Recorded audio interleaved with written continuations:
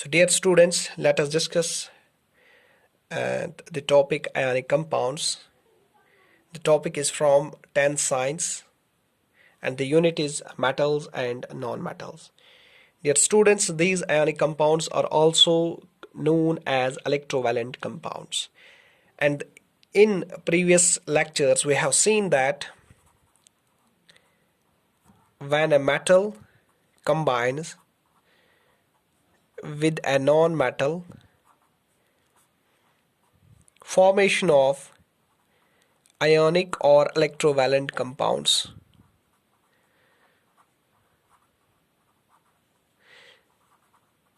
takes place. Dear students, metals being electropositive, they have a tendency of losing electrons, and during this tendency they form positively charged ions which are known as cations.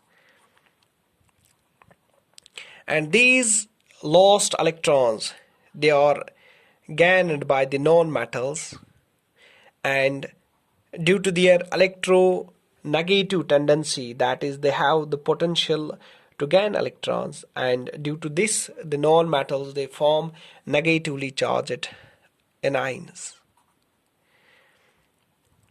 These positive and negative anions, they are held together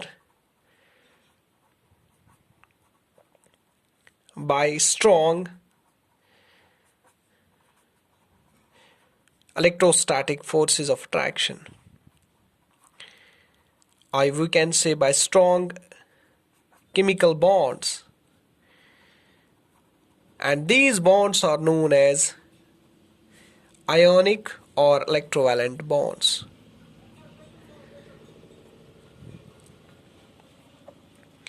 And such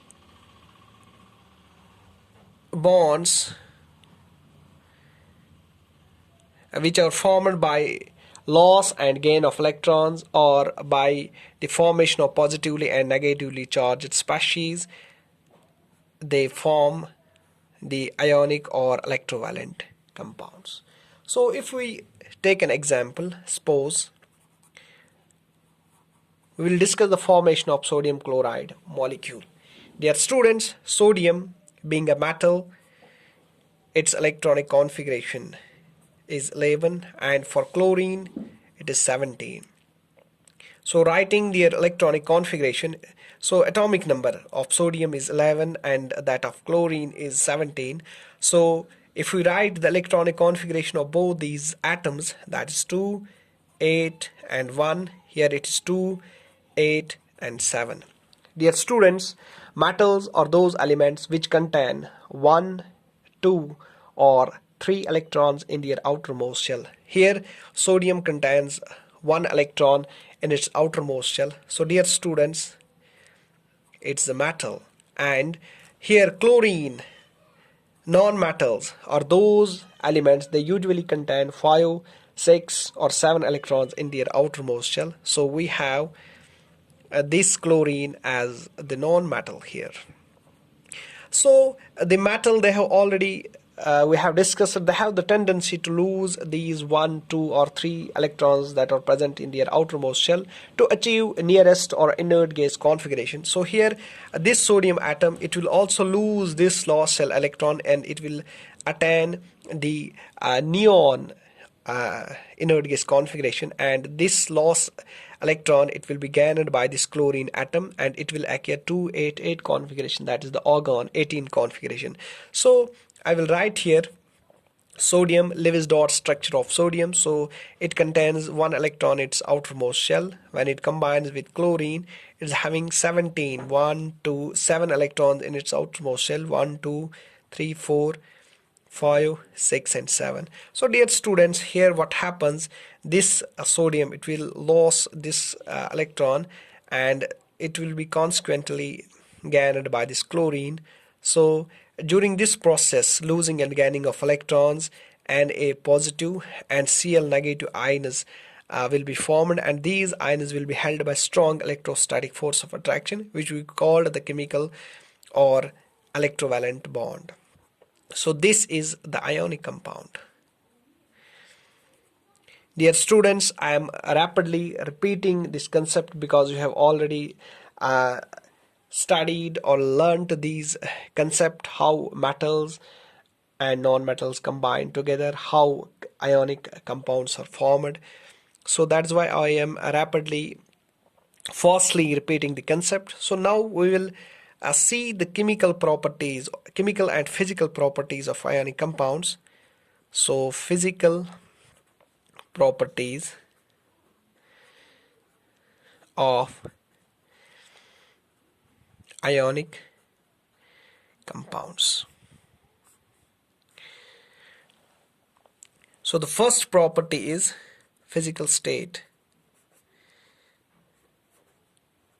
Physical state.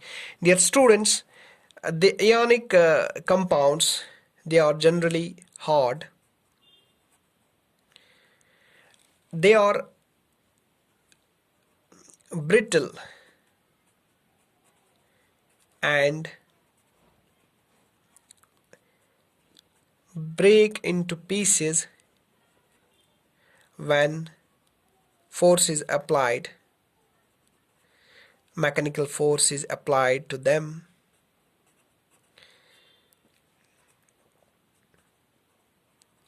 So dear students, the ionic compounds, they are generally hard, brittle, and they break into pieces when some mechanical force is applied to them.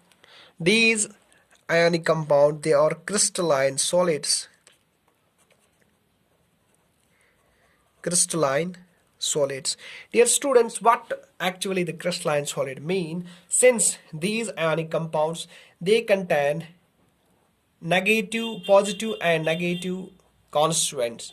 Positive, that is the metal atom. Negative is the non-metallic atoms. So these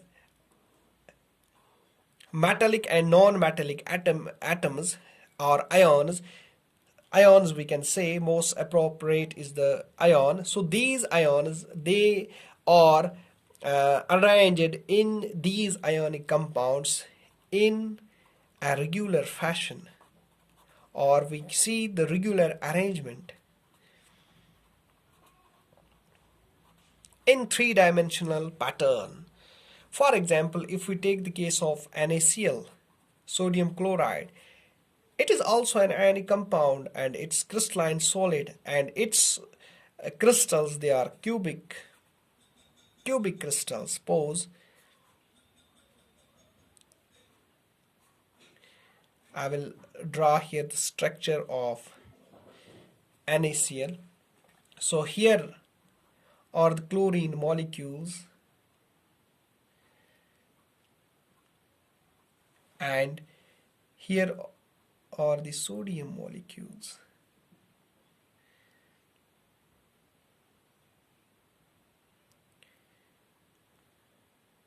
This is how, and we can form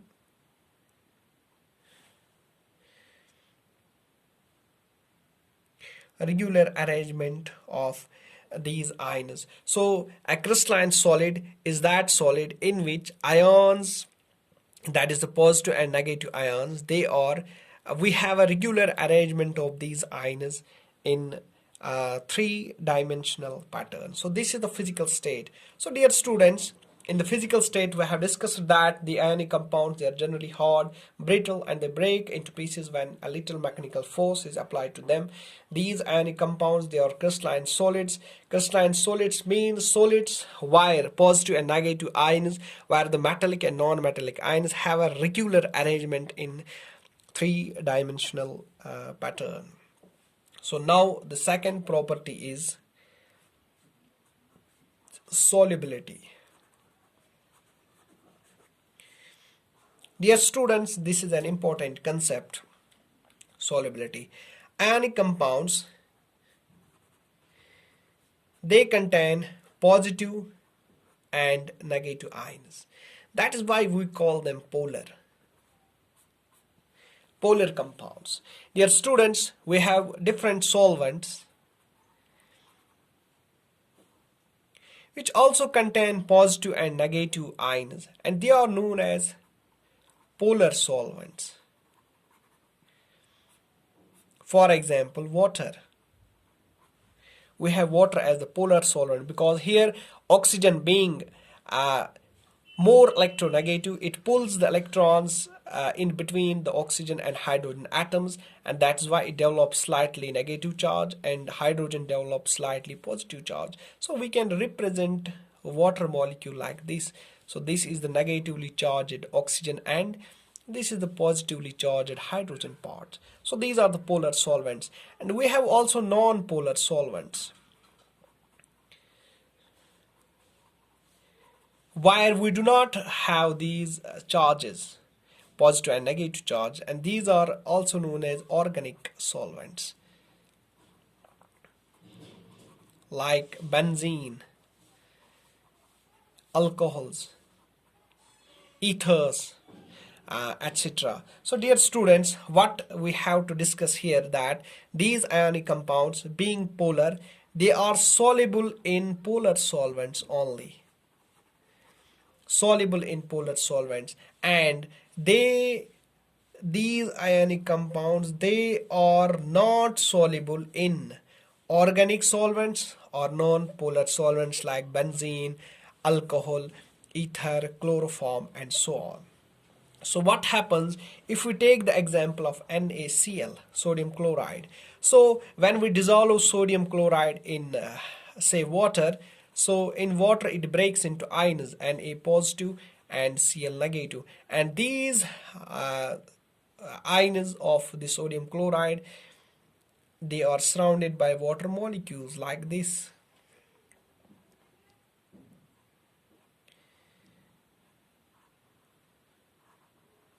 So here sodium being positive, this is the negative end, this is the positive end, negative end, positive end of the water, negative, positive, negative, positive, and this is negative, here it is positive, negative, positive, negative. So actually this is known as the hydration. Here, the oppositely charged ions, they attract with either attract each other. So the water molecules, the positive end, they attract. They are attracted towards the negatively charged chloride ion, and consequently, the negatively charged end of negative charge end of the water molecule, they are attracted, they are held with the positively charged sodium ion. So this is how the solubility of these ionic compounds takes place in polar solvents. So dear students, coming towards the third physical or chemical property of ionic compounds, that is the melting and boiling points. Dear students, I hope that you know what is the melting and boiling points, so no need to discuss it here. So these ionic compounds, they contain positive and negative ions, and these positive and negative ions, they are strongly held with each other, strongly held by electrostatic force of attraction. So that is why it's not easy to break these chemical bonds, to break these ionic bonds. So that is why the melting and boiling points for the ionic compounds, they are generally high. So ionic compounds have generally high melting and boiling points because the ions in these ionic compounds, positive and negative constituent ions, they are strongly held by electrostatic force of attraction. So we have to apply more energy to these ionic compounds so as to break these ionic chemical bonds. That's why we have observed that they possess high melting and boiling points.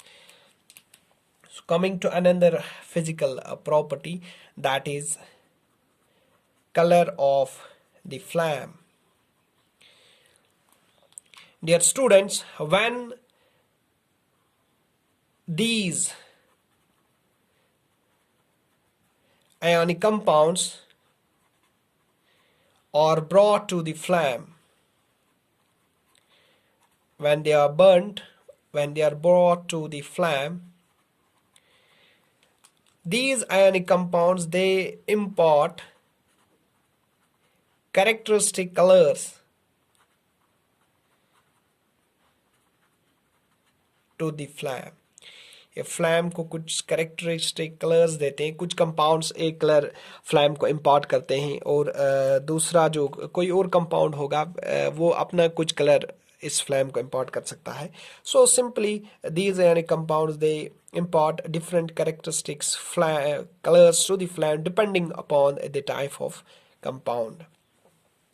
So coming to another physical and chemical property, that is the electrical conductivity.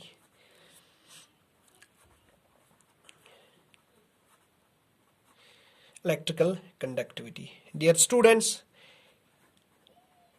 if we take the case of solids, that is solid ionic compounds, in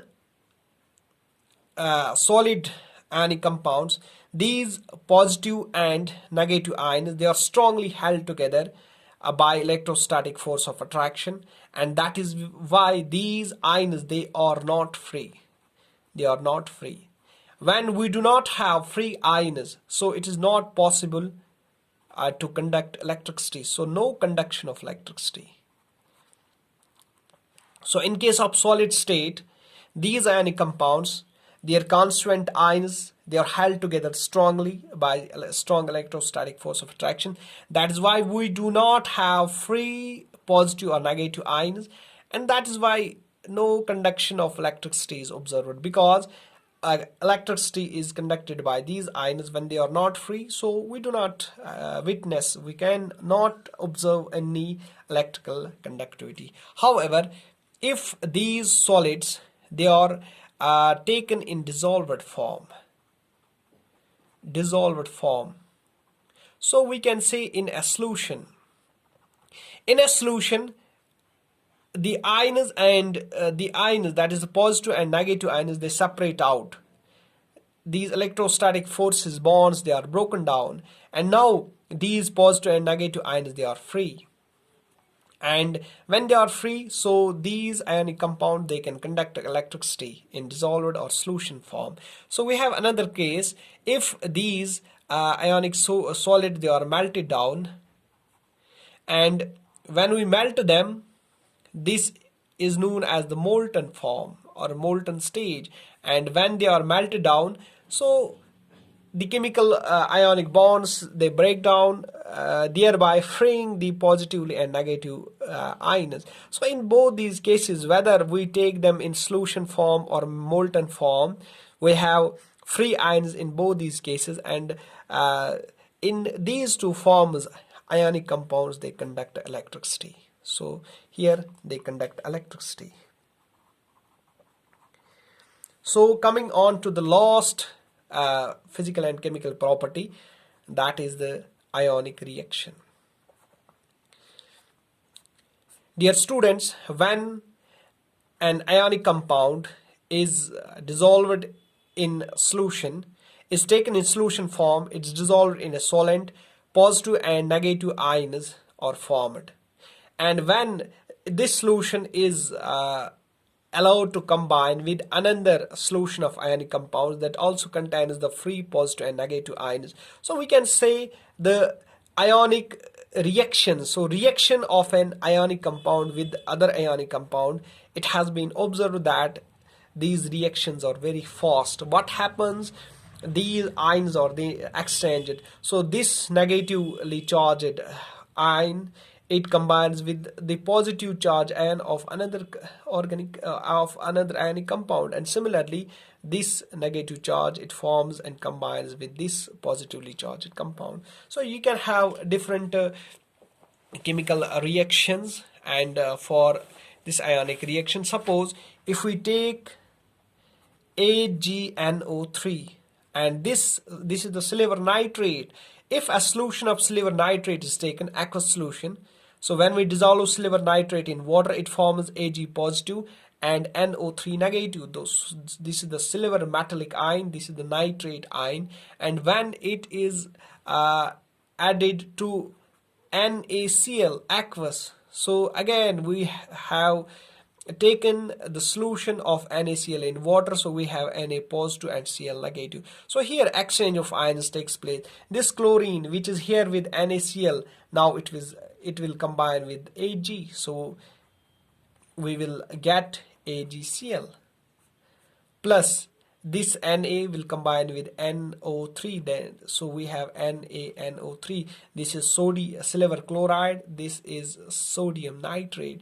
So this is an ionic compound, this is also an ionic compound, and the reaction of such ionic compounds is very fast because here the exchange of ions takes place. So dear students, in today's lecture we have seen what the ionic compounds are, how they are formed, and what are different atoms, what are the types of atoms which usually form the ionic compounds, what are the bonds between them, and how they have the physical properties, what is their, how we can see their, how we have seen their various physical properties like solubility, melting, boiling points, color of the flame, electrical conductivity, and ionic reactions. This is the most important topic. I hope that you have gained this topic very well. Thanks for watching this class.